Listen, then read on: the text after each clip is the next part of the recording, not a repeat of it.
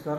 कृषी तंत्रज्ञान व्यवस्थापन यंत्रणा आत्मामार्फत उद्यमिता महिला शेतकरी स्वयंसहायता समूह गट आरवी या गटामार्फत शेत बांधणी जैविक निविष्ठ प्रयोगशाळा करता एरंडा तालुका मालेगाव जिल्हा वाशिम येथे गटांना बायला ट्रायकोडर्मा कशा पद्धतीने बनवायचे याचं प्रशिक्षण देण्यात आलं आहे. त्यानंतर या गटांनी ट्रायकोडर्मा कशा पद्धतीने बनवायला याचं गटातील अध्यक्ष उपाध्यक्ष सचिव आणि महिला उपस्थित आहेत. यांच्यामुळे आपण जाणून घेऊया की यांनी ट्रायकोडर्मा कशा पद्धतीने बनवला आहे आणि यांचं विक्री व्यवस्थापन कशा पद्धतीने करत आहे. नमस्कार, मी प्रतिमा प्रवीण परमोरे, उद्यमिता महिला स्वयंसहायता समूह गटाची अध्यक्ष आहे.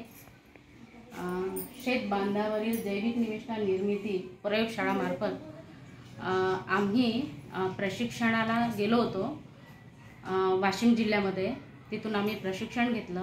ट्रायकोडर्मा कसा तयार करायचा, कशा पद्धतीनं तयार करायचा, ट्रेनिंग घेऊन आल्यानंतर आमच्या लॅबमध्ये आम्ही ट्रायकोडर्मा तयार केलं आणि इतर महिलांना म्हणजे गटाच्या महिलांना आम्ही ते सुपूर्द केलं स्वतःच्या शेतामध्ये वापरण्यासाठी.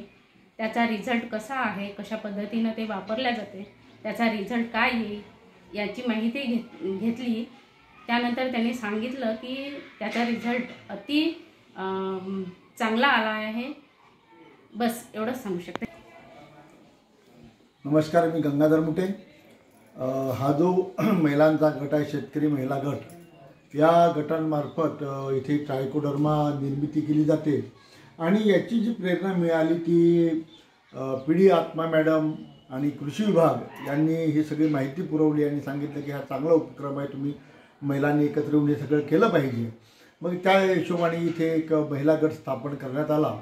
त्याला डॉक्टर संतोष चव्हाण यांच्या मार्गदर्शनाखाली 2 दिवसाचं ट्रेनिंग झालं. त्या ट्रेनिंगमध्ये सगळ्या जवळजवळ विदर्भातल्या बऱ्याचशा जिल्ह्यातल्या महिला उपस्थित होत्या आणि या सगळ्या महिला ट्रेन झाल्या. यांनी जो ट्रायकोडर्मा तयार केला, हा ट्रायकोडर्मा अनेकांनी वापरला. अजून जस्ट याला असं म्हणता येईल की सुरुवात आहे. सध्या तरी लोक म्हणतात की रिझल्ट चांगले मिळालेत. 1-2-3 महिन्यामध्ये आणखी चित्र स्पष्ट होईल आणि शेतकऱ्यांनाही एक चांगला पर्याय उपलब्ध होईल बुरशीनाशकाच्या निमित्ताने आणि महिला बचत गटाला सुद्धा या निमित्ताने चांगला एक काम करण्याची संधी मिळेल असं मला वाटतं.